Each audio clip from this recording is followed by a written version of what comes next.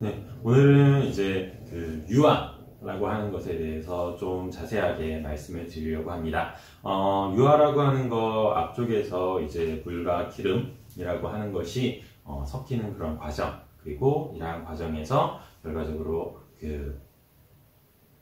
물이랑 기름이랑 안 섞이는 그런 특성들 때문에 계면이라고 하는 것이 생기게 되고, 그렇게 계면에 서로 밀어내려고 하는 장력이라고 하는 것이 발생이 되게 되고요. 그러한 것들을 경감시켜주기 위해서 여러분들 계면활성제라고 하는 친수성과 친유성이 들어간 친수성과 친유성이 하나의 분자로 들어간 형태의 분자를 써주고, 그 사이 계면을 채워주게 되면은 그러한 계면의 장력이 낮아지게 돼서 서로 섞여져 있는 상태를 유지할 수 있다라고 하는 것 자체가 유화라고 하는 것으로 말씀을 드렸었어요. 단순하게는 물과 기름이 섞이는 거긴 하지만 좀 더 자세하게 말씀드리면은 그렇다라고 보시면 될 것 같아요. 그래서 이러한 유화라고 하는 것을 좀 더 자세하게 말씀을 오늘은 드릴까 합니다. 어떠한 내용들을 좀 드릴 거냐면은, 첫 번째로는 이제 유화라고 하는 것에 대해서, 원래는 이 유화라고 하는 분야 자체가 계면화학이라고 하는 분야에서 나온 분야라고 보시면 될 것 같아요. 그래서 이 계면화학에 대한 내용들을 좀 더 이야기를 해 드릴 예정이고요. 이거 같은 경우는, 이 내용 같은 경우는 여러분들이 사실 그 시험에 따로 안 나온 내용들이에요. 그래서 여러분들 굳이 이제 저게 너무 어렵다라고 생각하실 필요 없이 그냥 가볍게 프렌들리하게 들어주시면은 감사하겠고, 이러한 내용들을 여러분들께 말씀드리는 이유는 나중에 이제 나 이제 좀 화장품에 대해서 좀 더 공부하고 싶다 라고 하시게 되면은, 그때 이제 여러분들이 아마 다시 배우실 거예요.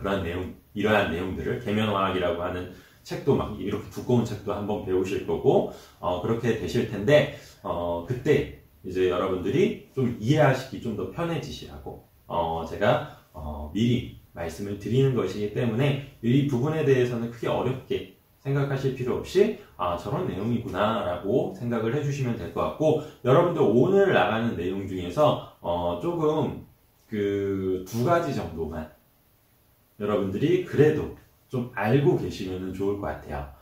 실제로 이 두 가지 같은 경우는 왜 말씀을 드리냐면은 가장 계면화학에서 가장 기본적인 내용이기 때문에 그렇다라고 보시면 될 것 같고, 두 번째는 이제 여러분들이 이제 그 천연 화장품들이나 아니면 기본적인 화장품들을 만들 때 많이 사용되는 계산식, 결론적으로 말씀드리면 계산식이 하나가 있어요. 그래서 그 계산식, 여러분들 1학기 때 중간고사 때 이제 보셨던 것처럼 그러한 계산식이 하나가 있게 되는데, 그러한 것들을 이제 좀 말씀드리게 될 텐데, 그 부분, 이 두 가지, 제가 가장 계면화학에서 가장 기초적인 내용 한 가지랑, 그리고 요 HLB 계산이라고 하는 거, 요 두 가지는 여러분들 오늘 나가는 내용 중에서 유일하게 이제 시험 문제나 아니면은 다른 평가에서 나갈 수 있는 부분이기 때문에, 여러분들 그 부분만 잘 알아주시면은 좋을 것 같고, 나머지 부분 같은 경우는 저게 저런 내용이구나 한 귀로 듣고 한 귀로 흘리셔도 크게 문제 없는 내용이에요. 그래서 조금이라도 나오면 나중에 공부하실 때 훨씬 더 도움이 되기 때문에 제가 말씀드리는 내용이라고 생각해 주시고, 오늘 강의를 좀 같이 보시면 좋을 것 같습니다. 첫 번째로 이제 나오는 내용은 뭐냐면은, 지금 여기에서 나와 있는 것처럼 유화라고 하는 거를 어떻게 보면은 분류를 하는 거라고 보시면 될 것 같아요. 이 분류를 어떠한 식으로 분류를 하실 수가 있냐면은, 첫 번째로 분산상과 연속상의 비율이라고 하는 것으로 구분이 가능하다라고 보시면 될 것 같아요. 이거를 말을 어렵게 써놔서 그렇지 실제로 여러분들이 다 배우셨던 부분이에요. 어떤 거냐면은, 여러분들 OW 타입, WO 타입 이런 거 배우셨죠. 예를 들어서 OW 타입이면은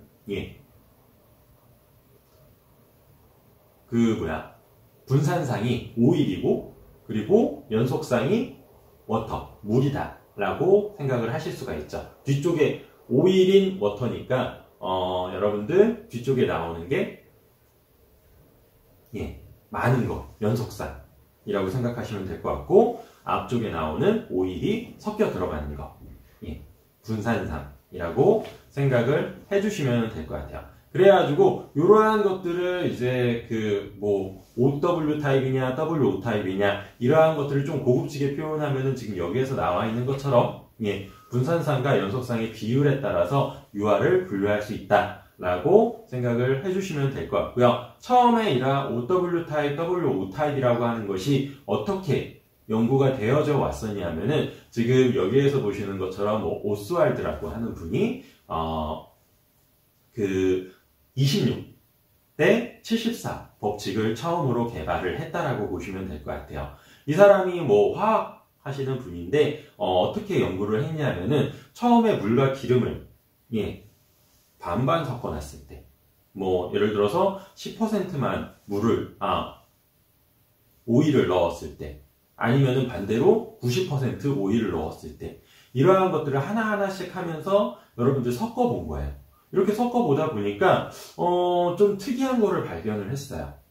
뭐냐면은 계속 이렇게 오일에 그 퍼센테이지를 높여보면서 섞다 보니까 이렇게 보다 보니까 방울이 이렇게 만들어지는데 원래는 10%, 20% 이 정도까지는 섞었는데 물 안에 이러한 방울들이 만들어지는 것을 확인할 수가 있었어요.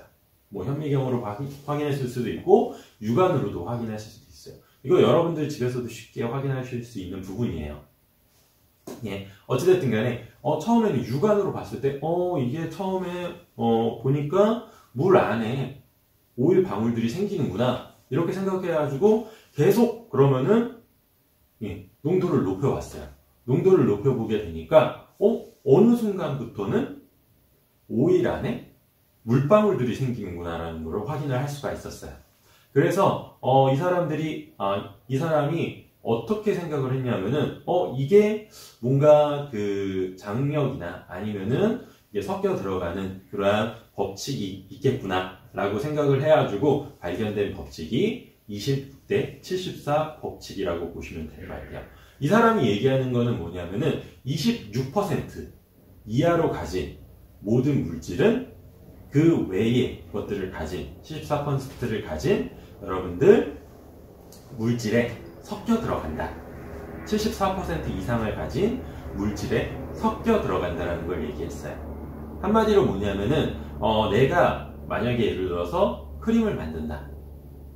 OW 타입의 크림을 만든다 라고 했을 때 오일을 최대한 넣을 수 있는 함량은 여러분들 안정적으로 만들기 위해서는 26% 이하만 넣으시면은 안정적으로 OW 타입이 만들어진다라고 보시면 될 것 같아요. 그리고 만약에 예를 들어서 내가 이제 반대로 물을 26% 넣고 나머지를 다 유성성분 74% 넣었다 라고 하면은 내가 아무리 열심히 만들려고 하더라도 OW 타입이 안 돼요. 물 안에 오일을 집어넣을 수 없어요. 반대로 오일 안에 물을 집어넣어야 된다라고 보시면 될 것 같습니다. 그래서 만들어진 법칙이 26대 74 법칙이라고 보시면 될 것 같고요. 26대 74 법칙 같은 경우는 양쪽 74% 이상 되는 물을 가지고 26% 이하 되는 물을 가지고 있거나 오일을 가지고 있거나 물을 가지고 있다라고 하면은 크게 문제가 안 돼요. 확실히 26% 이하의 오일을 가지고 있다라고 하면은 오일이 워터가 될 거고요. OW가 될 거고요. 그리고 26% 이하의 물을 가지고 있다라고 하면은 WO 타입이 된 거라고 보시면 될 것 같아요. 그러면은 예를 들어서 오일이 26% 이상 그리고 74% 이하로 됐을 때는 어떻게 될 것이냐 라고 했을 때 이 사람도 한번 실험을 해보겠죠. 실험을 해보니까 이게 법칙에 따라 가지고 그 사이에 이제 여러 가지 조건에 따라 가지고 OW 타입이 만들어지는 경우도 있고 WO 타입이 만들어지는 경우도 있다 그런데 내가 아직은 잘 모르겠다 라고 해가지고 이 사람의 법칙은 딱 여기까지 해서 끝났어요.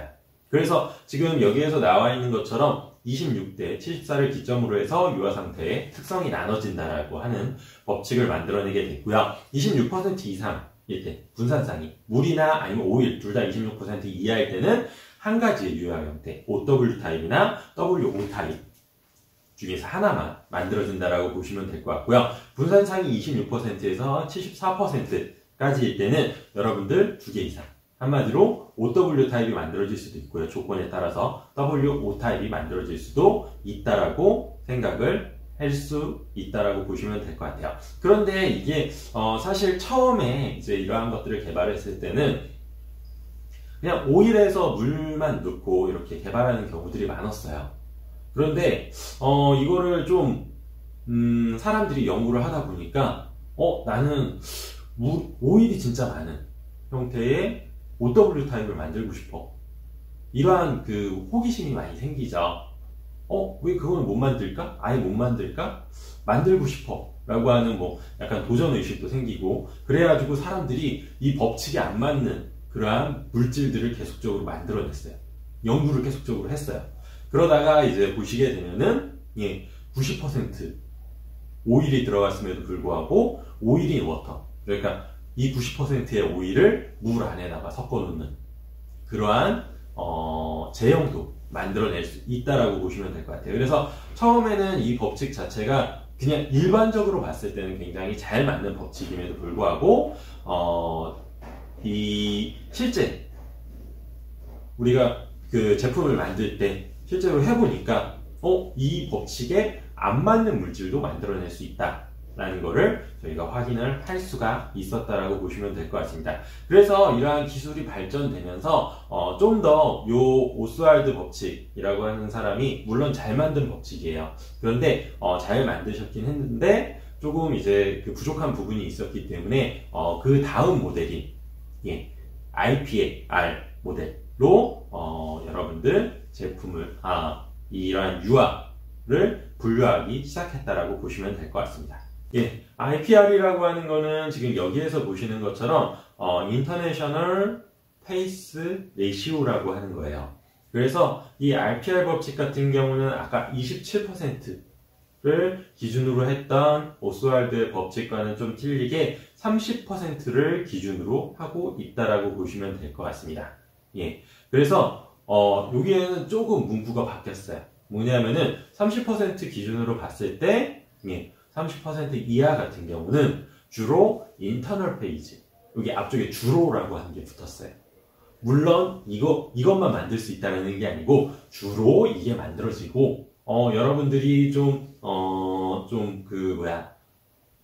특이하게 만들려고 한다라고 하면은 다른 성상들도 만들 수 있다라는 개념으로 딱 못 박진 않았어요. 한마디로 주로 인터널 페이지, 한마디로 분산상이 엑스터널 페이지, 인터널이 아니고 엑스터널 페이지라고 해가지고 여러분들 연속상이죠. 연속상의 특징을 가진 유아가 된다라는 거를 이야기를 하고 있다라고 보시면 될 것 같습니다. 그리고 아까 27대 73 같은 경우는 27% 이하가 오일이 되든 저기가 되든 오일이 되든 워터가 되든 하나의 유아 형태만 만들 수 있다 라고 이야기를 했었었는데, 여기에서는 위쪽에 보시면은 하이 IRP라고 해가지고 70% 이상, 즉 반대 성상이 된다라고 하더라도 높은 점도가 필요하고 유아식 특수 장비를 사용하게 되면은 이러한 것들도 만들 수 있다는 거를 새롭게 알아냈다라고 보시면 될 것 같아요. 그래서 그러한 것들을 여러분들 요 유아의, 그러니까 계면활성이라고 하는 그 이론에 넣어줬다라고 생각을 해주시면 될 것 같습니다. 그리고 미디엄 IRP 같은 경우는 여러분들 페이지 인버전이라고 해가지고 여러분들 WO 타입이 OW 타입으로 바뀌고 이것들이 굉장히 심하게 일어나는 그러한 그 퍼센테이지다, 구간이다라고 생각을 해주시면 될 것 같고, 그렇기 때문에 안정성을 유지하기 위해서 유화제를 좀 더 강한 유화제를 사용한다든지 아니면은 제가 그때 말씀드렸던 것처럼 예, 이것들이 이제 움직이지 못하도록 예, 점도를 높여준다든지 아니면은 뭐 특수한 계면활성제를 이용해가지고 뭐 고정을 시켜준다든지 하는 식으로 해서 사실 이 IRP 이 분산상과 연속상의 비율에 의해서 특정 뭐 유화가 만들어진다, 특정 형태의 유화가 만들어진다라는 거를 정의 내려진 이러한 그 이론이라고 생각을 해주시면 될 것 같습니다. 그래서 IRP라고 하는 거는 여러분들 이 분산상과 연속상의 비율을 보여주는 건데 분산상의 비율을 일반적으로 많이 보여준다라고 보시면 될 것 같아요. 그래서 분산상의 비율이 30% 이하다라고 하면은 주로 연속상의 형태의 특징을 가진 바깥쪽이 이제 연속상이기 때문에 한마디로 물이기 때문에 물과 비슷한 느낌의 여러분들 제형이 만들어진다라고 보시면 될 것 같아요. 그러니까 물 느낌의.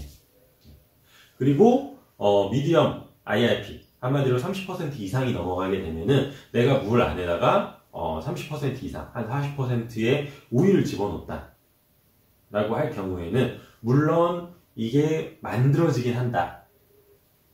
오일인 워터가 보통은 만들어져요. 그런데 문제는 뭐냐면은 이것들의 안정성이 굉장히 낮고요. 그리고 페이스 인버전이라고 해가지고 이거 한 것들이 결과적으로는 자기네들끼리 뭉치려고 하는 현상, 그리고 실제로 오일 안에 물을 녹이는 현상, 물을 분산시키는 현상들이 발생이 돼가지고 불안정한 상태를 계속적으로 유지한다. 그래서 이렇게 40% 이상, 뭐 30% 이상의 오일을 넣어줄 때는 사실 좀 안정성을 좀 더 높이는 그러한 형태가 필요하다라고 생각을 해주시면 될 것 같고요. 그냥 일반적으로 이렇게 섞어도 뭐 생기긴 생기는데 그 안정성,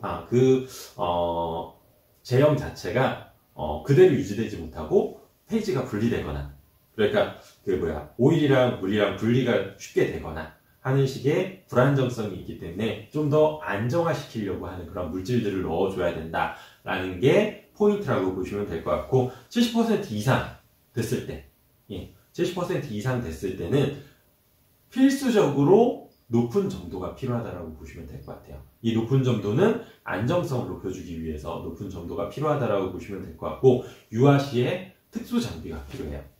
그래서 물 안에다가 오일 방울들을 계속적으로 넣어줘야 되기 때문에 이러한 특수 장비를 이용해가지고 여러분들 하이 IRP, 그러니까 높은 비율의 분산상을 가진 유화를 만들 수 있다라고 생각을 해주시면 될 것 같습니다. 그래서 이러한 것들이 기본적으로 유화라고 하는 거를 분류할 수 있는, 그러니까 분산상과 연속상의 비율로 분류할 수 있는 그러한 분류 기준이라고 생각을 해주시면 될 것 같습니다.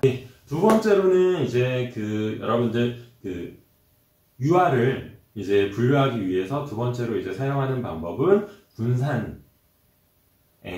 그러니까 분산상의 크기에 따라서 이것들을 분류를 할 수가 있을 것 같아요. 일반적으로 여러분들 책에 나오는 것 같은 경우는 뭐 마이크로 에멀전, 마크로 에멀전, 마이크로 에멀전, 그리고 나노 에멀전 형태로 일반적으로 많이 나눠진다라고 보시면 될 것 같고요. 이러한 분산상의 크기라고 하는 것이 왜 중요하냐면은 이 분산상의 크기에 의해서 제형 자체가 약간 투명해지느냐 아니면은 불투명해지느냐 이것들을 나눌 수가 있다라고 보시면 될 것 같아요. 여러분들 일반적으로 다 잘 알고 계시겠지만 가용화 같은 경우는 일반적으로 투명한 형태를 띠고 있다라고 많이들 얘기하고 있습니다. 그리고 유화라고 하는 거는 여러분들 크림이나 로션 한마디로 하얀 색깔을 띠는 경우들이 많거든요. 그런데 이제 여러분들도 이제 실습을 통해 가지고 이러한 크림이나 로션을 만들어 보시면 아시겠지만 그 안에 들어가는 원료들, 처음에 오일이나 아니면 버터 그리고 왁스 성분들을 다 녹이게 되면은 굉장히 투명한 형태를 띠게 돼요. 완전히 투명이라고 생각할 수는 없지만 색깔이 좀 들어가 있긴 해요. 뭐 예를 들어서 식물성 오일이라고 하면은 약간 노란색빛. 여러분들 식용유 많이 보시죠? 식용유 아예 투명한 색깔 아니잖아요. 그래서 그런 노란색 빛이라든지 아니면은 뭐 왁스 성분의 이제 비정제 왁스를 쓰게 되면은 거기도 약간 노란 빛이 나고요. 그리고 호호바 오일이나 뭐 이런 것들 같은 경우도 역시 노란빛. 뭐 조금 이제 불순물들이 더 들어오게 되면은 초록색 빛도 나는 경우들도 있고요. 뭐 그 외에 약간 붉은 빛이 나는 경우들도 종종 있다라고 보시면 될 것 같아요. 예. 그런데 이러한 것들이 결과적으로는 뭐 예를 들어서 색깔이 나타나긴 나타나는데 그 안에 뭐 물건들을 넣었을 때 다 보일 정도로 투명해요. 예. 이렇게 투명한데 여러분들 물이랑만 섞으면은 갑자기 뿌얘지는 현상들이 발생이 돼요.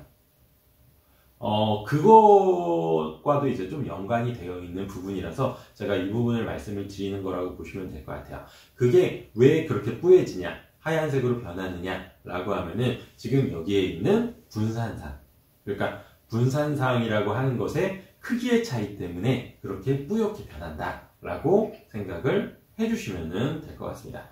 그리고 이제 여러분들 나중에 이제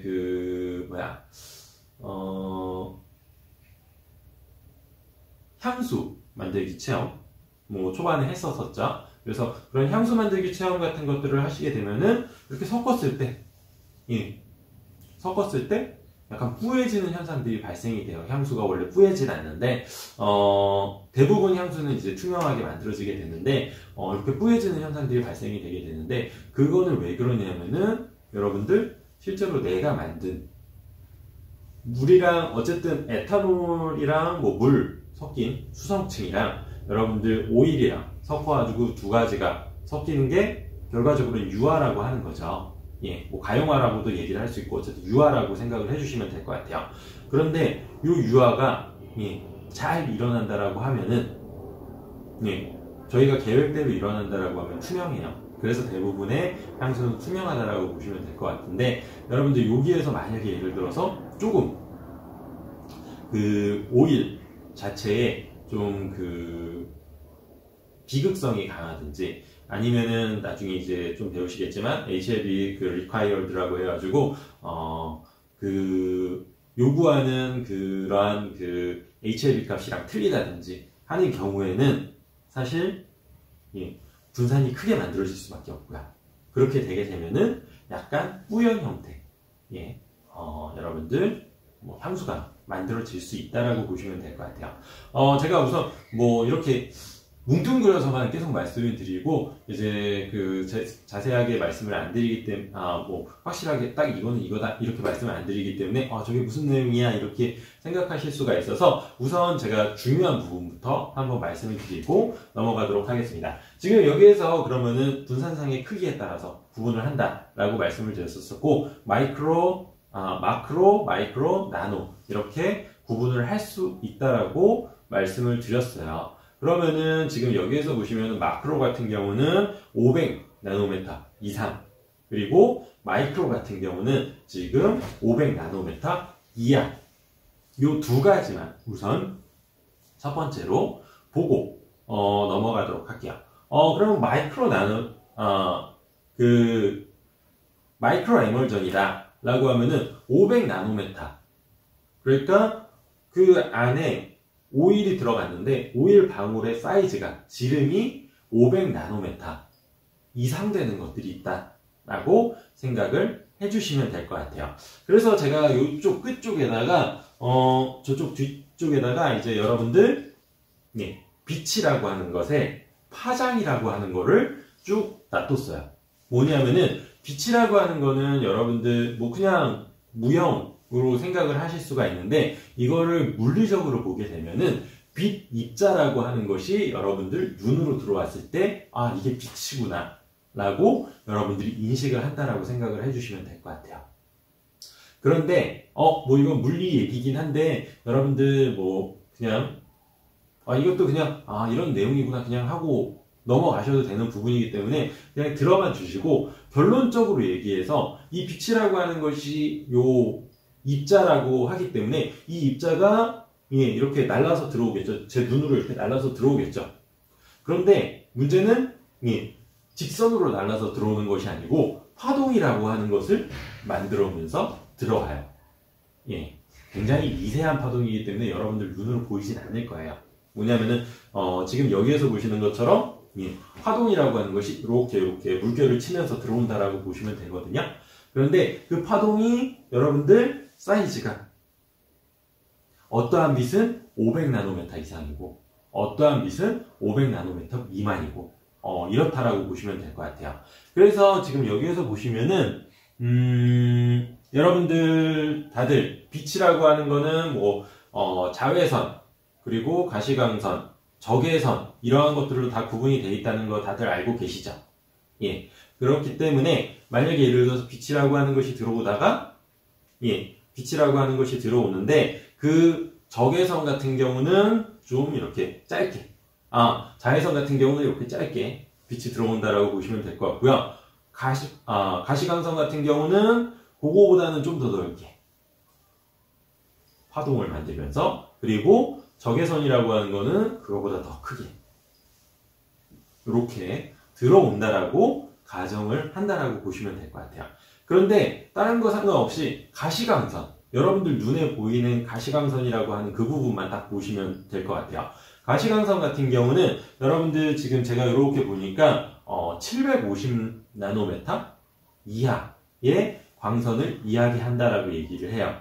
그 얘기는 750나노메타로 폭이 750나노메타 폭으로 여러분들 이동을 이렇게 물결을 치면서 여러분들 빛이 들어온다라는 이야기라고 보시면 될 것 같아요. 그렇게 되게 되면은 예를 들어서 500나노메타 그러니까 사이즈가 500 나노메타 하니까 너무 힘들죠. 그러니까 센치로 해볼게요. 500cm에 9가 하나가 있어요. 그리고 여기에서 이렇게 물결을 치고 들어오는 게 여러분들 750 이하에 그러니까 750보다 작다라는 얘기죠. 그 중에서는 500도 있을 수가 있고 200도 있을 수도 있고 이러한 식으로 작은 물결이 그러니까 그 오일 방울보다 작은 물결 형태의 빛이 들어온다라고 보시면 될 것 같아요. 만약에 예를 들어서 그 사이즈가 크다라고 하면은 이거를 통과하고 지나갈 수 있는 확률이 높겠죠. 여기 물질이 있고 이게 폭이 예를 들어서 700이다, 800이다 라고 하면은 800까지 올라간 다음에 다시 내려오기 때문에 통과가 되겠죠. 통과가 되는데 이게 500짜리인데 뭐 200짜리가 이렇게 200짜리 빛이 200짜리 진동을 가진 빛이 이렇게 온다 라고 하면은 이 물질보다 작기 때문에 진동폭이 작기 때문에 가서 부딪힐 확률이 더 높다라고 생각을 해주시면 될 것 같아요. 그래서 발생되는 것이 뭐냐면은 이렇게 부딪히면은 없어지는 것이 아니고 산란이라고 하는 것이 돼요. 여러분들 프리즘 효과 아시죠? 프리즘 하면은 이렇게 빨주노초 파남보 이렇게 나눠지잖아요. 그렇게 나눠졌어요. 그러면 부딪혀가지고 빛이 나눠져요. 가시광선 영역대가 빨주노초 파남보로 나눠졌어요. 그러면은 빨주노초 파남보가 여기에서도 나눠질 거고 다른 방울에서도 나눠질 거고 그러면 다 섞이겠죠. 그러면은 원래 빛의 삼원색 빛이 3개가 다 섞이면은 삼원색이 다 섞이면은 모든 빛이 다 섞이면은 하얀색 빛이 나타나게 돼요. 그래서 여러분들 화장품 같은 경우는 특히 크림이나 로션 같은 경우는 500나노메타 이상의 이러한 큰 분자들로 구성되어 있는 마크로 에멀전이기 때문에 하얀색이 나타난다 라고 알아주시면 되고요. 그리고 그리고 상대적으로 작은 방울들 같은 경우는 그러니까 여기에서 보시는 마이크로 에멀전 또는 나노 에멀전 같은 경우는 이렇게 빛이 오다가 이 방울들이 작기 때문에 빛이 그것들을 통과해가지고 빛이 투과가 되기 때문에 여러분들 좀 더 투명한 색깔로 띄어진다라고 보시면 될 것 같아요. 그래서 일반적으로 마이크로 에멀전 같은 경우는 뭐 이렇게 그 방울들이 이렇게 여러 개가 있기 때문에 오다가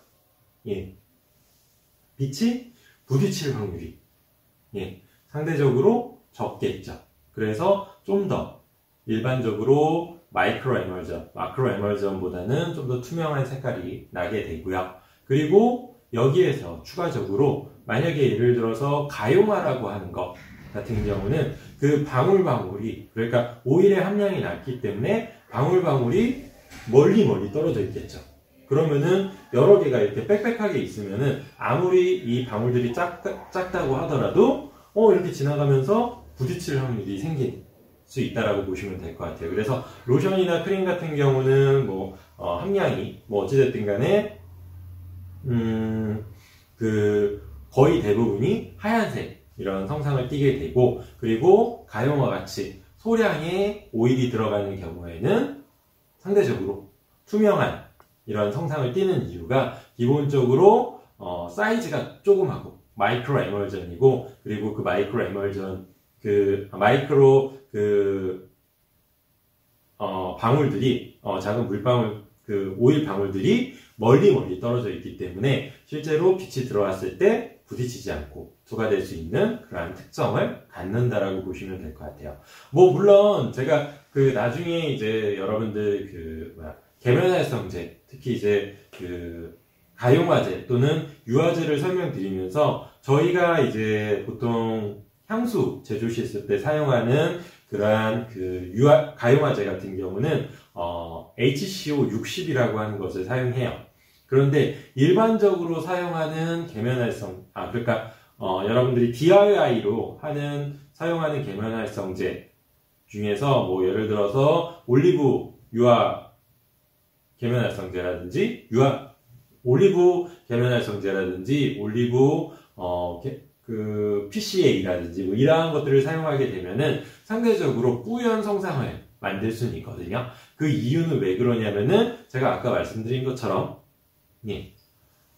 지금 HCO 60이라고 하는 거는 작은 형태의 마이크로 또는 나노 방울들을 만들 수 있는 그러한 유화제라고 보시면 될 것 같고, 그러한 유화제를 넣어줬기 때문에 상대적으로, 그리고 이것들이 널리 떨어져 있기 때문에 상대적으로 투명한 색깔을 만들어내게 되고요. 그리고 아까 말씀드린 것처럼 천연에서 발생된 그러한 유화제를 사용하게 되면은 사실 마이크로 방울들을, 굉장히 큰 방울들을 만들어낼 수밖에 없어요. 상대적으로 좀 이러한 계면활성 능력이 떨어지기 때문에 큰 방울들을 만들어낼 수밖에 없고, 그래서 빛이 오다가 부딪혀가지고 산란이 일어나게 되고, 그 산란 때문에는 결과적으로 산란이 일어나기 때문에 전체적으로 뿌옇게 하얀색 뿌연 형상을 만들어내게 되고, 그렇기 때문에 이러한 마이크로 방울들, 그리고 그 사이의 간격에 따라서 여러분들 색깔이 하얀색이냐 투명한 색이냐가 결정이 된다라고 보시면 될 것 같아요. 그리고 이러한 크림이나 로션 같은 경우에도 이러한 것들을, 그러니까 큰 방울들을 계속 조그맣게 만들게 되게 되면은 상대적으로 지금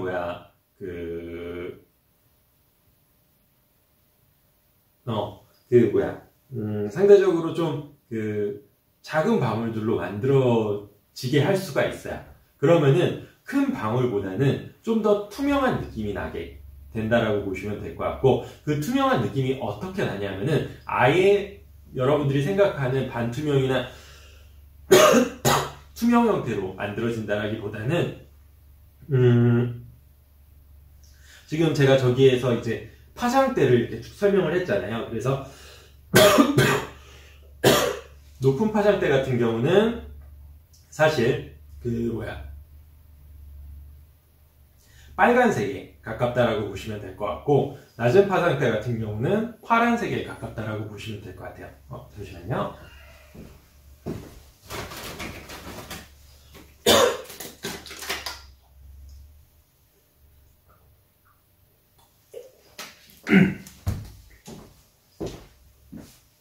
그래서 일반적으로 봤을 때 큰 파장대는 빛을 더 잘 통과하겠죠. 그래서 빨간색은 여러분들 잘 나타나지가 않아요. 산란되지가 않아요. 그런데 작은 파장 대비 파란색 파장 빛 같은 경우는 이게 조금만 크더라도 갖다 부딪히는 거예요. 그럼 산란이 되겠죠. 그래서 여러분들 이게 투명해진다라고 보통 얘기를 하는데 뭐 대부분 이제 그 가르치시는 분들이 대부분 투명해진다 이렇게 말씀을 해주시는데 여러분들 아예 그냥 여러분들이 생각하시는 지금 제가 봤던 이렇게 물처럼 완벽하게 투명해지는 것은 아니라고 보시면 될 것 같아요. 어떻게 투명해지냐면은 약간 그 하얀색, 기본적으로는 하얀색인데 여기에 추가적으로 파란빛이 좀 감도는 약간의 반투명 정도라고 보시면 될 것 같아요. 예. 보통 어떻게 그런 제형이 많지가 않아가지고 제가 딱히 설명을 드리기는 어려운데 여러분들이 크림 성상 있죠. 크림 성상에서 약간의 이제 물을 타게 되면은 물 탈 필요 없어요. 그냥 파란색 물감 살짝 뿌려놓은 약간 청색 빛이 감돈다라고 많이들 얘기하는데 그러한 상태로 바뀐다라고 보시면 될 것 같아요. 그거는 왜 그러냐면은 다른 빛은 잘 통과를 하고 청색 빛만 다른 빛은 한 50% 정도만 통과하고 50%는 불통과 한다라고 보시면 될 것 같고 불통과해가지고 통과를 못해가지고 산란이 되고 그리고 청색빛은 거의 100% 다 산란이 되기 때문에 상대적으로 청색빛이 더 많겠죠. 그렇기 때문에 조금 더 그 색깔 자체가 전체적으로 하얀색을 띠긴 하는데 파란색에 가까운 하얀색을 띈다라고 보시면 될 것 같아요. 아예 파란색이 아니고 파란색이 약간 감도는 느낌으로 그러한 색깔을 띈다라고 보시면 될 것 같습니다. 그래서 그렇게 이제 색깔이 나온다라고 보시면 될 것 같고 이것들을 더 잘게 쪼개면 그러면 과연 투명해질까? 실제로 완벽하게 투명해지는 건 아니에요. 지금 여러분들 요거는 지금 뭐 겔 형태긴 한데 어찌됐든 간에 요러한 형태 한 반투명 정도 이거보다 좀 더 하얀색이긴 해요. 일반적으로는. 그런데 요거보다 좀 더 하얀색의 하얀 빛이 감도는 형태의 여러분들 제형이 만들어진다 라고 생각을 해주시면 될 것 같아요. 그런데 여러분들이 물론 정확하게 색깔이 어떠한 색깔이다 그런 것들을 기억해 주시는 것도 물론 제조상으로는 중요하긴 한데 여러분들 뭐 시험이나 뭐 이런 데에서 이런 내용들을 이야기를 하게 되면은 여러분들 유화의 사이즈가 점점 작아지면 작아질수록 투명감이 좀 더 많아지는 제형을 만들 수 있다 라고 알아두시면 돼요. 알겠죠? 그래서 이렇게 그 유화의 사이즈에 따라서 분류할 수 있는 그러한 방법이 있다라고 보시면 될 것 같아요. 그러면은 이러한 유화라고 하는 상태 다시 한번 보시게 되면은 여기에서 보시는 것처럼 물이랑 기름이랑 이렇게 경계면을 이루고 있을 때 그 사이에 지금 친수성과 친유성을 동시에 가지고 있는 분자인 계면 활성제라고 하는 물질이죠. 물질이 그 사이로 끼어 들어가게 되게 되면은 계면 사이의 장력을 약화시킴으로써 여러분들 유화 상태라고 하는 것이 만들어진다라고 보시면 될 것 같아요. 그런데 이 유화라고 하는 것 자체가 굉장히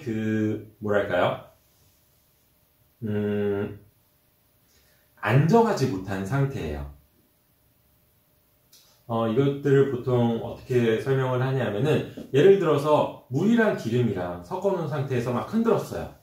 그러면 섞이죠. 이렇게 보면은 뿌옇게 섞여요. 여러분들 그 화장품 만들어지는 것처럼 동일하게 섞인다라고 보시면 될 것 같아요.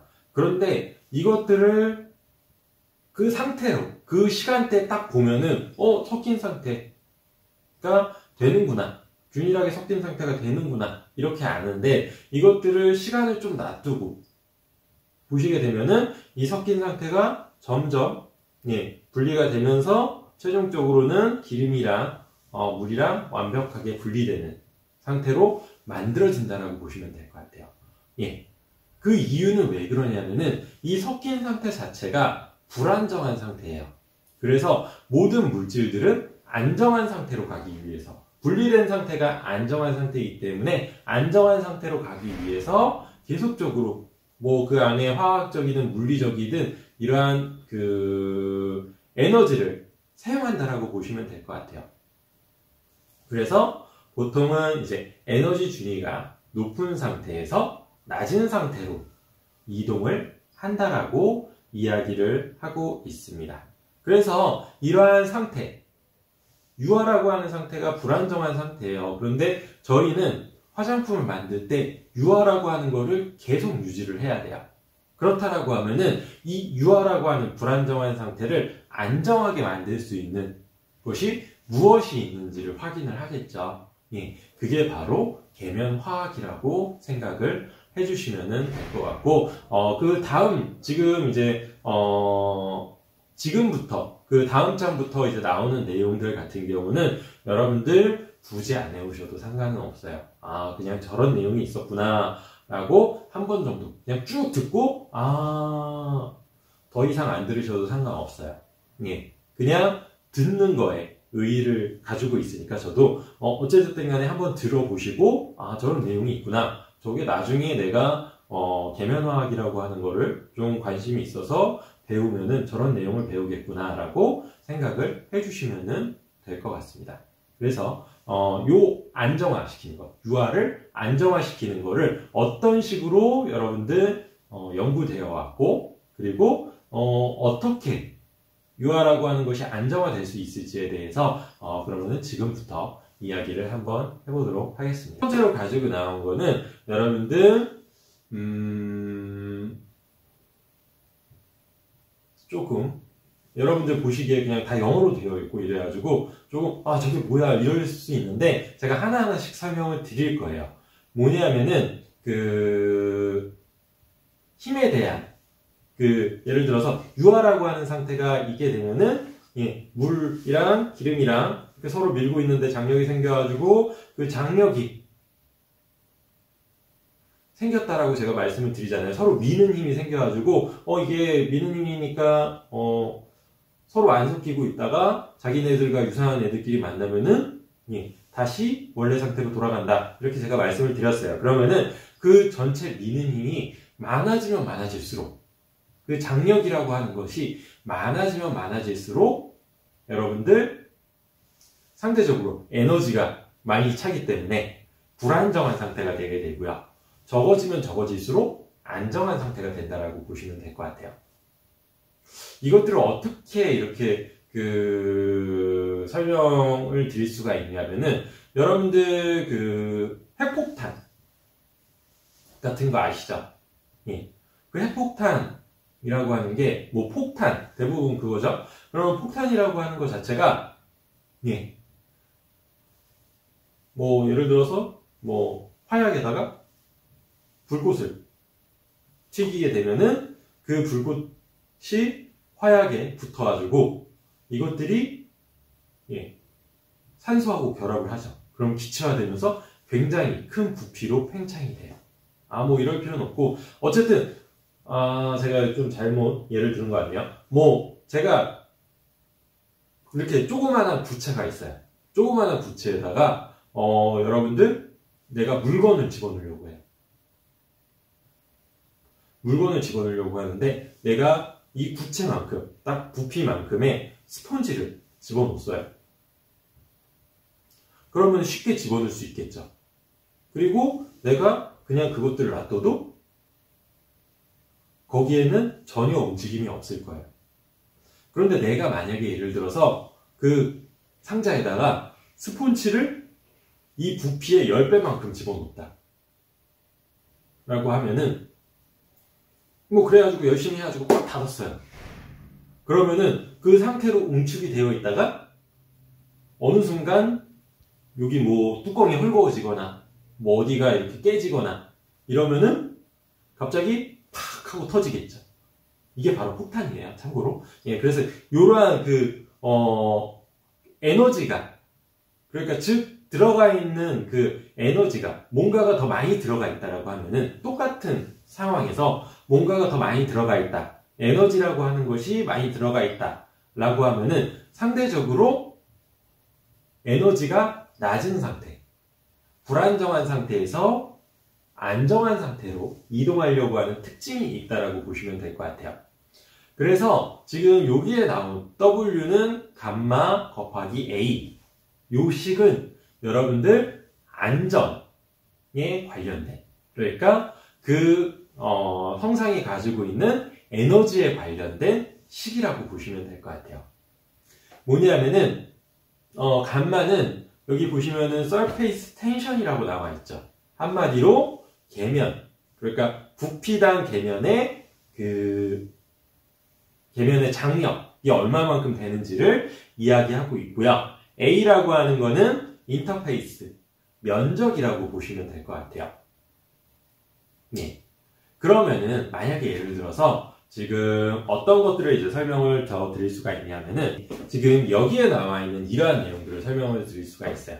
뭐냐면은 그냥 분리가 되어 있을 때 저기 1번과 2번 이렇게 하나의 구체 그리고 네모로 구성이 되어 있는 것처럼 바깥쪽에 물이고 안쪽에 기름이에요. 오일이에요. 저러한 상태와 실제로 이렇게 방울방울화 되어 있는 상태를 봤을 때 방울방울화 되어 있는 상태가 표면적이라고 하는 게 더 넓을 수밖에 없겠죠. 왜냐하면은 하나의 구체로 되어 있을 때는 면적이 딱 그 구체 하나만큼이에요. 그런데 이렇게 방울방울화 되어 있으면은 작은 구체긴 하지만 하나당 면적은 작긴 하지만 그것들을 모두 합쳐놓으면은 여러분들 굉장히 더 넓은 면적이 생길 수밖에 없다라고 생각하시면 될 거예요. 그렇다라고 하면은 지금 저렇게 딱 하나의 뭉탱이로 이렇게 뭉쳐져 있는 형태가 상대적으로 밀어내는 장력의 전체 힘은 낮다라고 보시면 될 것 같고요. 지금 이렇게 방울 하나하나가 굉장히 소규모로 굉장히 여러 개가 존재하고 있다라고 하면은 장력의 힘은 크다라고 생각하시면 될 거예요. 그러면은 이 큰 상태에서 장력의 힘이 큰 상태에서 낮은 상태로 이동하려고 하는 물질이 안정한 상태로 이동을 하려고 하는 특징이 있기 때문에 물리화학적인 특징이 있기 때문에 여러분들 유화라고 하는 것이 결과적으로는 원상태, 분리된 상태로 계속적으로 이동을 한다라는 거를 식으로서 이해를 시켜드리고 있다라고 보시면 될 것 같아요. 그래서 보통은 이제 여기 W라고 하는 거는 장력의 전체 힘이라고 제가 말씀드렸잖아요. 그래서 저쪽에 있는 분리된 상태의 장력의 전체 힘을 확인을 했을 때와 지금 이쪽에 있는 이렇게 방울방울하게 분산되어 있는 상태에서 전체 장력을 확인했을 때 상대적으로 분산되어 있는 것이 에너지, 장력이라고 하는 것이 훨씬 더 높기 때문에 그 장력이 낮은 저렇게 분리된 상태로 가려고 한다라고 하는 거를 여러분들 이론적으로 계면화학에서 이론적으로 사실 처음에 이야기를 하고 넘어간다라고 보시면 될 것 같아요. 그렇기 때문에 이 분산이라고 하는 것이 상대적으로 덜 안정하다라고 하는 거를 보여줬다라고 보시면 될 것 같고요. 그래가지고 이러한 장력이라고 하는 거, 지금 여기가 장력이 크니까 사실 저쪽으로 가려고 하는 거잖아요. 그렇다라고 하면은 이 장력이라고 하는 거 있잖아요. 이 장력이라고 하는 이쪽에 있는 장력이라고 하는 거를 낮추게 되면은 원래 상태로 안 돌아갈 거잖아요. 그렇겠죠. 원래 상태보다 낮춰주게. 그러니까 장력이라고 하는 게 지금 예를 들어서 이렇게 섞어놓은 거는 한 요 정도고 안 섞어놓은 거는 낮다. 그래서 내가 그냥 놔두게 되면은 이 낮은 상태로 계속적으로 가기 때문에 안 섞인 상태로 원래 상태로 돌아간다. 분리된 상태로 돌아간다라고 생각을 해주시면은 그렇다라고 하면은 이 장력 물론 표면적이 넓어가지고 높긴 하지만 다른 방법으로 요거를 이렇게 낮춰줘가지고 비슷하게 만들거나 아니면은 조금 높게 만들게 되게 되면은 상대적으로 원래 상태로 잘 안 돌아가려고 하겠죠. 아니면 낮춰주면은 원래 상태로 안 돌아가려고 할 거예요. 그래서 그러한 방법이 무엇이 있는지를 여러분들 찾아보는 거라고 보시면 될 것 같습니다. 첫 번째로 이제 나오는 거는 그렇다라고 하면은 이제 그 전체 힘을 구하는, 그러니까 요 장력은 그러면은 여기에서 발생되는 전체 면적은 저희가 어떻게 할 수 없는 부분이죠. 예, 어떻게 할 수 없는 부분이에요. 뭐 제가 아까 말씀드린 것처럼 여기에 전체 장력을 구하려고 하면은 이제 뭐 면적당 장력 곱하기 면적. 그런데 면적이 높아지니까 전체의 장력이 커졌다 라고 하는 거잖아요. 그렇다라고 하면은 내가 면적이 넓어지는 거는 분산을 했을 때는 어쩔 수 없는 부분이고 좁힐 수 없는 부분이잖아요. 그렇다라고 하면은 반대쪽 장력을 낮추는 방법이 무엇이 있는지를 확인을 해야 될 거예요. 그렇다라고 해야 그렇기 때문에 이 장력에 대한 식을 한번 다시 사람들이 연구한 것들을 이제 보시게 되면은 지금 나온 이 식이라고 보시면 될 것 같아요. 저 델타 G라고 하는 거는 깁스 프리 에너지라고 해가지고 여러분들 자율 에너지, 한마디로 그냥 장력이라고 생각하시면 될 거예요. 그리고 이 장력은 지금 저기에서 보시는 것처럼 델타 A, 토탈 인터페이스 에어리아 곱하기 그러니까 저거는 치우고요. 아까 저희가 못 고친다라고 말씀드렸기 때문에 그 장력은 저기에서 보시는 것처럼 감마라고 하는 거, 감마는 여러분들 인터페이스 텐션이라고 생각하시면 되고, T는 여러분들 템퍼레처, 한마디로 온도, 그리고 마지막으로 델타 S는 엔트로피라고 하는 거예요. 그렇다라고 하면은 내가 지금 부피는, 그러니까 전체 부피는 못 건드리기 때문에 넓어진 거는 뭐 어쩔 수 없잖아요. 나눠줘가지고 그 넓어졌으니까 어쩔 수 없다라고 하면은 그 외의 거 여러분들 어떤 거 고치실 수 있냐면은 템퍼레처 온도 그리고 엔트로피를 고칠 수 있다라고 보시면 될 것 같아요. 그리고 인터페이스 텐션도 고칠 수는 있긴 있겠죠. 어쨌든 요 세 가지를 고칠 수 있다라고 보시면 될 것 같아요. 그래서 인터페이스 텐션을 낮추는 것 같은 경우는 바로 계면활성제라고 보시면 될 것 같고요. 그리고 온도 낮추는 거는 뭐 물론 여러 가지가 있긴 있는데 온도 낮추는 것 자체는 뭐 냉장 보관이라든지 아니면은 뭐 그런 거죠. 이제 온도가 높아졌다가 떨어지는 거 그런 것들을 좀 방지시켜 준다든지 그러한 식으로 좀 그 운송상에 아니면 유통상에 좀 조정을 할 수 있는 부분이 있을 수 있을 것이고요. 그리고 엔트로피를 바꾼다는 거는 뭐냐면은 여러분들 한마디로 고정을, 그러니까 저게 엔트로피가 자유도라고 생각하시면 되거든요. 무질서도. 그러니까 무질서하게 만들지 않는다라는 개념은 뭐냐면은 그 성상을 고정시켜준다 라고 생각해 주시면 될 것 같고, 점도, 즉 점도를 낮춰준다는 이야기랑 점도를 높여줘가지고 움직이지 못한다라는 얘기랑 엔트로피를 낮춰준다라는 얘기는 동일하다고 보시면 될 것 같습니다. 그래서 그 관련된 내용들을 좀 추가적으로 같이 보시도록 하겠습니다. 그리고 지금 여기에서 보시는 것처럼 앞쪽에 이제 나와 있던 그런 식, 한마디로 점도를 높이거나 아니면은 유화제를 써가지고 계면활성 능력을 낮춘다라는 거에 대한 식에 대해서 뭐 점도를 높이고 계면활성제를 넣어가지고 전체적으로 낮췄어요. 그렇다고 해서 완전히 안정한 상태보다는 높을 수가 없기 때문에 여기에서 보시는 것처럼 유화제를 넣음으로써 지금 원래는 이 상태가 그냥 이렇게 떨어지는, 여기에서 안정하게 되려면은 이렇게 떨어져야 되는 그런 상태가 되게 되는데, 유화제를 놓음으로써 나타나는 장점은 뭐냐면은 지금 저기에서 보시는 것처럼 이 상태에서 다른 상태로 변화하기 위해서 활성 에너지라고 하는 것을 만들어 줄 수 있다라고 보시면 될 것 같아요.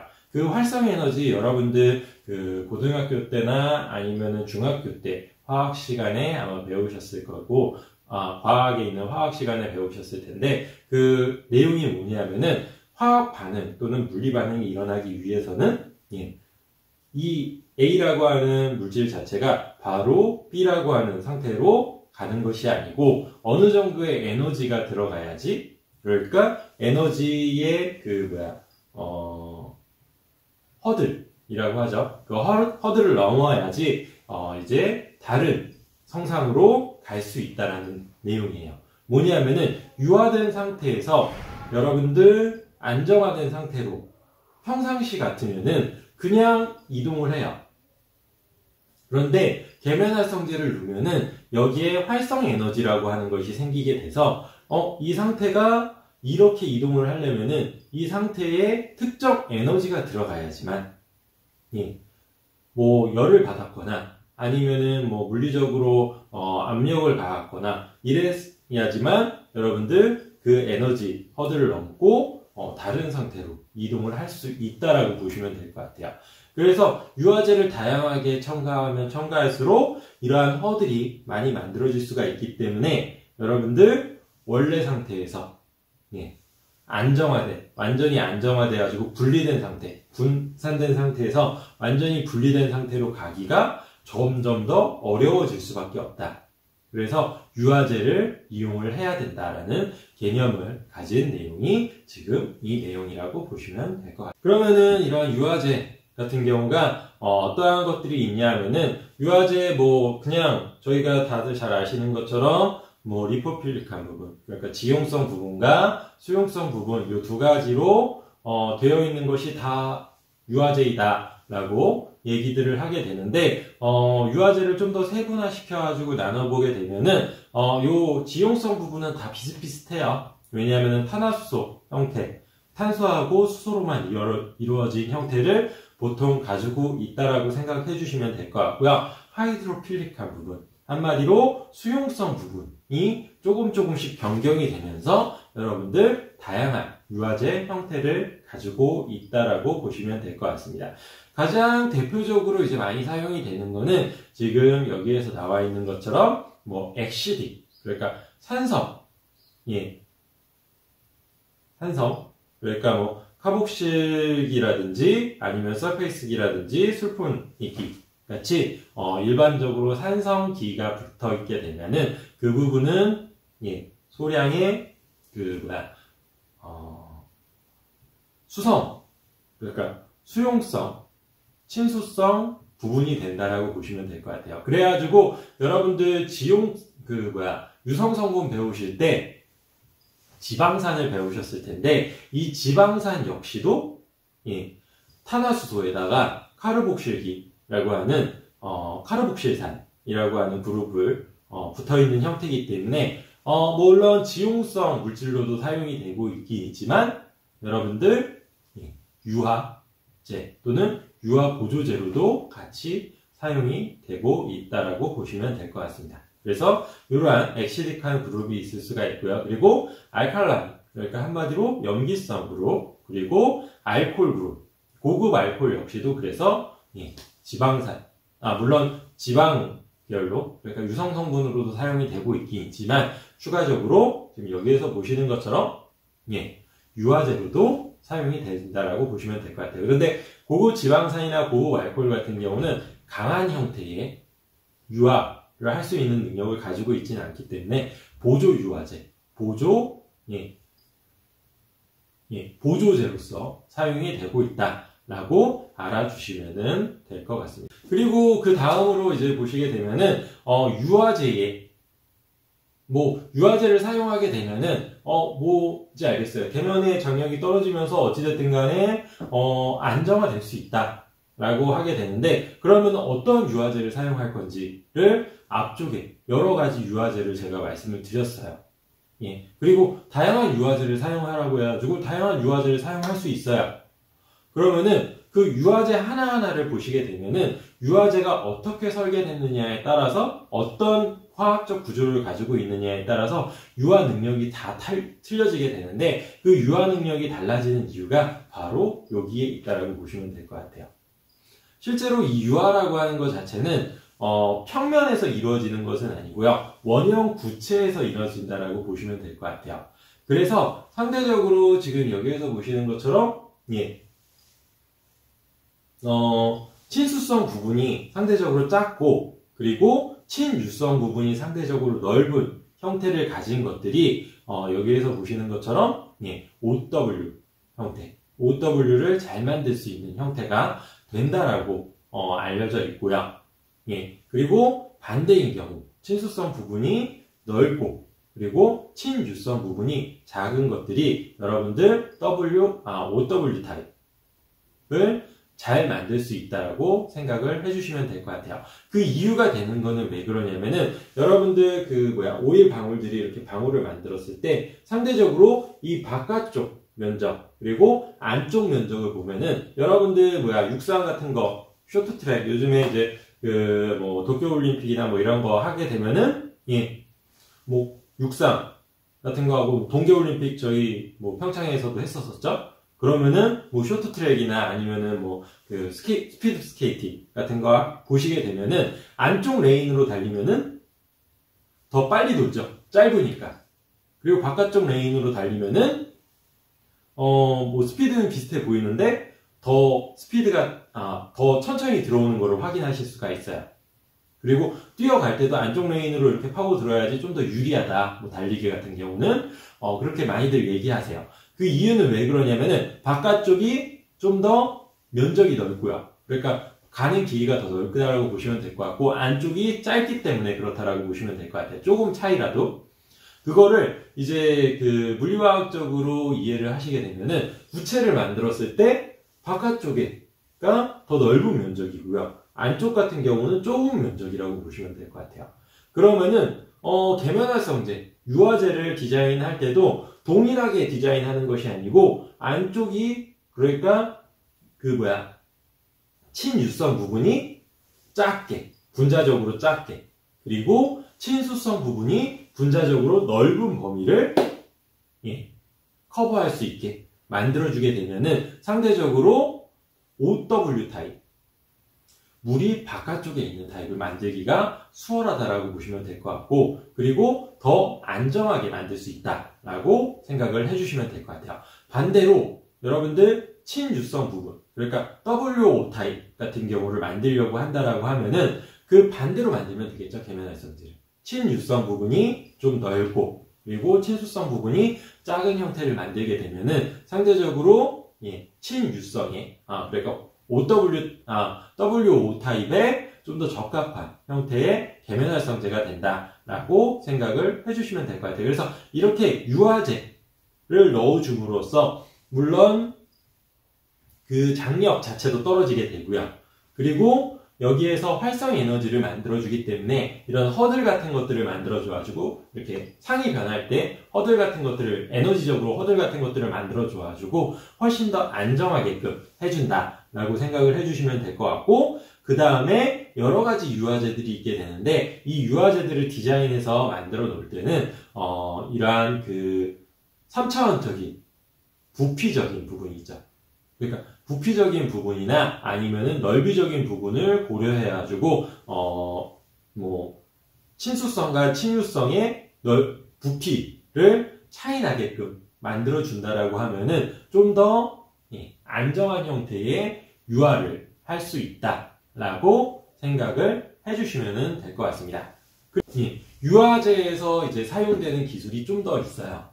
그러니까 유화제로 예를 들어서 모양을 만들어가지고 좀 더 적합하게 만든다든지 아니면은 이렇게 여러 가지를 집어넣어가지고 허들을 만든다든지 이러한 것들도 사용하실 수가 있고요. 그 외에 이제 최근에 이제 많이 개발되고 있는 거는 어떤 것들이 있냐면은 서로 유화제들끼리 서로 밀어내게끔 해주게 플러스 극이나 마이너스 극으로 대전시키는 방법 아니면은 극성을 만들어주는 방법으로 많이들 연구가 되고 있다라고 보시면 될 것 같고요. 고분자 물질을 붙여가지고 지금 저쪽에 끝쪽에 나와 있는 것처럼 그 상태로 고정이 되게끔 구조체 형태로 고정이 되게끔 만들어 놓은 형태도 있다라고 보시면 될 것 같아요. 그래가지고 저러한 방법들을 이용해가지고 유화제를 사용하는 거는 물론이고 여러 가지 유화제를 사용하고 적합한 내가 잘 디자인된 유화제를 사용함으로써 여러분들 조금 더 안정한 형태의 유화를 만들 수 있다라고 생각을 해주시면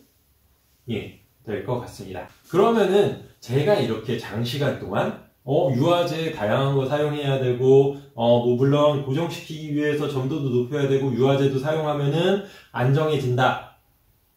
그리고 이 유화제를 사용할 때 잘 디자인된 거를 사용하면은 좋고, 여러 개의 유화제를 사용하면은 뭐 이렇게 여러 개의 뭐 이렇게 뭐 에너지의 굴곡이 생겨서 쉽게 변하지 않는다, 뭐 그런 것도 이제 말씀을 드렸어요.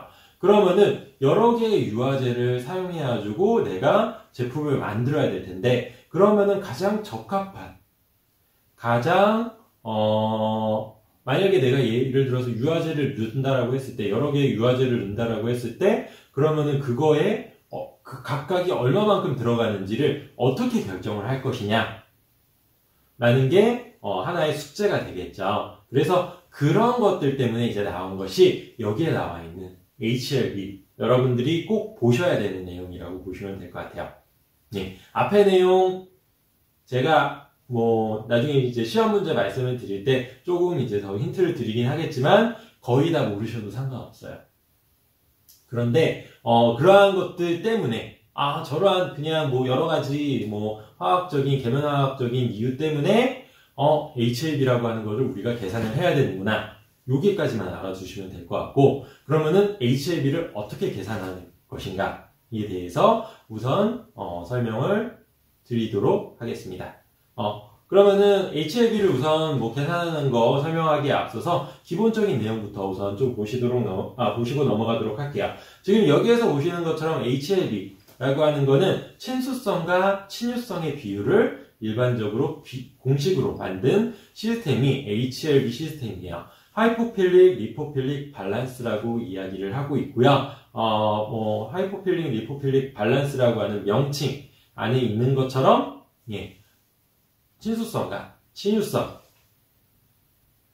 예, 원래 계면활성제가 친수성, 친유성이 같이 있는 거죠. 그러면은 그것들의 비율이 어떻게 되는지.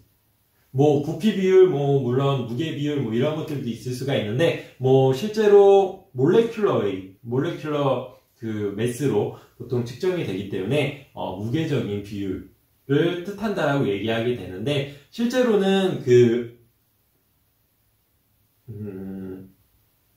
공간적인 의미가 좀 더 강하긴 강해요. 예, 어찌됐든 간에 뭐 그런 건 중요한 건 아니니까, 어쨌든 예, 친유성과 친유성의 비율을 담은 것이 여러분들 HLB 시스템이다 라고 알아주시면 될 것 같습니다. 그러면은 이러한 HLB에 따라서 어떤 것이 틀려질 수 있겠느냐, 계면활성제라고 하는 것을 볼 때 친수성과 친유성 비율을 해가지고 모든 계면활성제에는 HLB라고 하는 값이 매겨져 있어요. 그러면은 그 HLB가 과연 의미하는 것은 무엇이냐 라고 했을 때 지금 여기에 나와 있는 표로 설명을 드릴 수가 있을 것 같아요.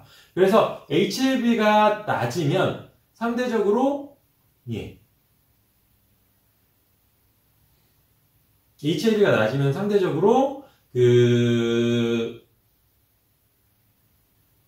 물에, 지금 보시면은 제가 잠시만요. 예, HLB가 낮으면은 상대적으로, 예, 물이 아니고 오일에 가깝다라고 보시면 될 것 같고요. HLB가 높으면 높을수록 상대적으로 친수성 부분이 크다라고 생각하시면 될 거예요. 그러면은 HLB가 낮으면은, 예, 물에 잘 안 섞이고 오일에 잘 섞이겠죠. 예, 그렇다는 얘기는 뭐냐면은 상대적으로, 예, WO 타입을 만들 확률이 높다라고 보시면 될 것 같아요. 그래서 보통 HLB가 3에서 6 정도 되는 계면활성제 같은 경우를 이용을 해가지고 여러분들 제형을 만들게 되면은, 아까 뭐 30% 물론 그런 것도 있긴 있지만 기본적인 뭐 IRP라고 해가지고 제가 그 30% 이상 이하가 되면은 분산상이 연속상에 녹을 확률이 좀 더 높고, 그리고 예, 30% 이상 되면은 상대적으로 이렇게 혼용이 된다, 뭐 이렇게 말씀을 드리긴 했는데, 물론 그러한 것들도 있긴 있지만 퍼센테이지로도 알 수도 있지만, 이것들을 계면활성제로 어떤 것을 쓰느냐에 따라서 이게 역전되는 현상들도 가끔 발생된다라고 보시면 될 거예요. 예, 그래서 지금 여기에서 보시는 것처럼 3에서 6 정도 되면은 OW 타입, 그 이하의 1.5에서 3 같은 경우도 WO 타입을 만든다라고 보시면 될 것 같고요. 특히 1.5에서 3 같은 경우는 안티포밍 에이전트라고 해가지고 거품이 생겼을 때 없애는 목적으로 사용이 되는 것들도 종종 있다라고 보시면 될 것 같아요. 그 거품이 왜 생기냐면은 결과적으로 계면활성 능력이 워낙 뛰어나기 때문에, 물에 대한 계면활성 능력이 뛰어나기 때문에 그렇게 만들어진다라고 보시면 되기 때문에, 그거에 반대적인 역할을 하는 계면활성제는 거품을 없앤다라고 보시면 될 것 같아요. 그래서 그런 식으로 거품이 없어지게끔 만들어지는 것도 이제 사용이 된다라고 보시면 될 것 같고요. 그 외에 이제 10에서 18 그 사이가 되게 되면은 여러분들 OW 타입의 에이전트, 그러니까 계면활성제도 만들 수 있고요. 그 이상 되게 되면은 솔루블러라고 해야죠. 가용화제 형태도 좀 더, 그러니까 작은 형태, 그러니까 뭐냐면은 15 이상 되게 되면은 그 수용성 부분이 워낙 커지기 때문에, 그리고 침유성 부분이 워낙 작아지는 거죠. 그러면은 내가 그 계면활성제가 가지고 있을 수 있는 그 오일의 양이 점점 적어진다라고 보시면 될 거예요. 그렇기 때문에 점점 작아진다는 얘기는 오일 방울들이 작아진다는 얘기고요. 그리고 내가 만약에 예를 들어서 30%,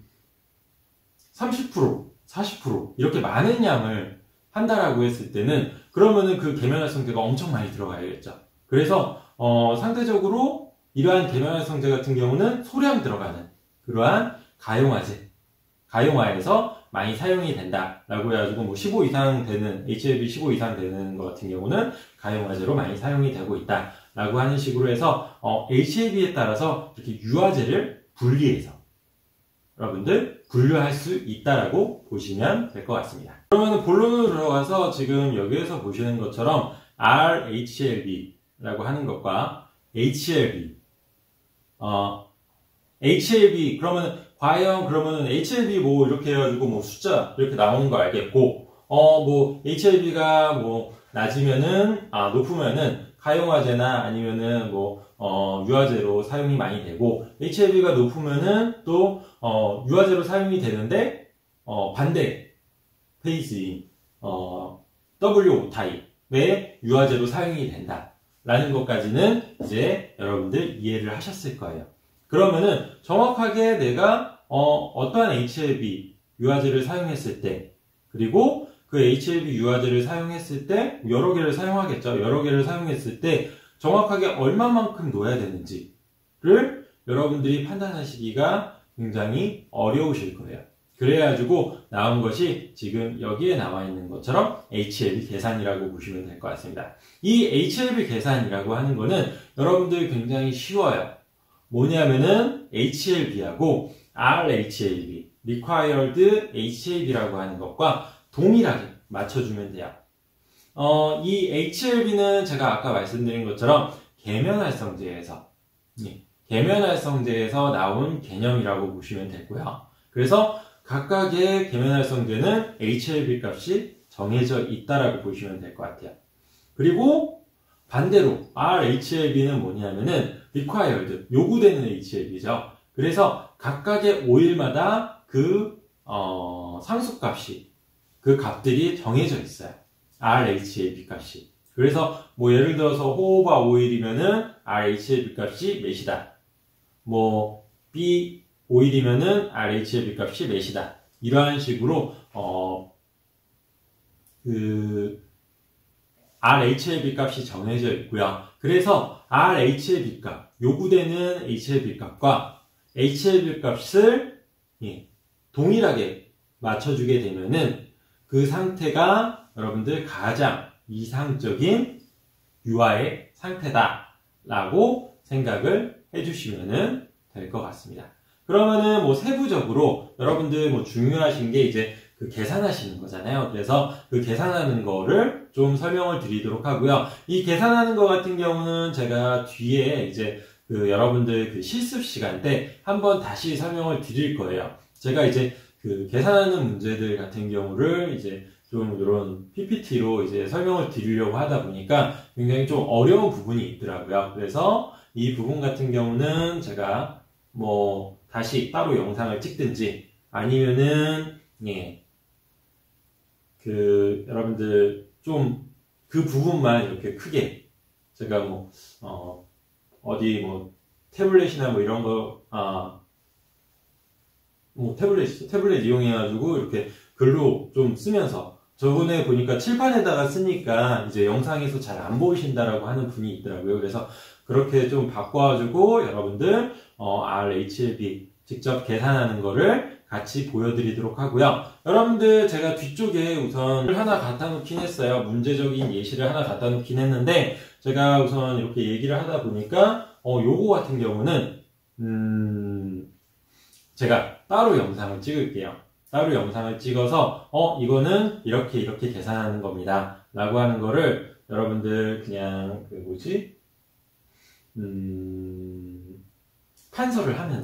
판서를 그냥 칠판에다가 안 하고 뭐 태블릿이나 뭐 이런 데다가 하면서 좀 여러분들이 잘 보이실 수 있게끔 계산하는 거를 같이 한번 보면은 좋을 것 같습니다. 그래서 그런 식으로 이렇게 좀 준비를 해서 여러분들께 올려드릴 테니까 그 부분은 나중에 제가 추가적으로 이제 좀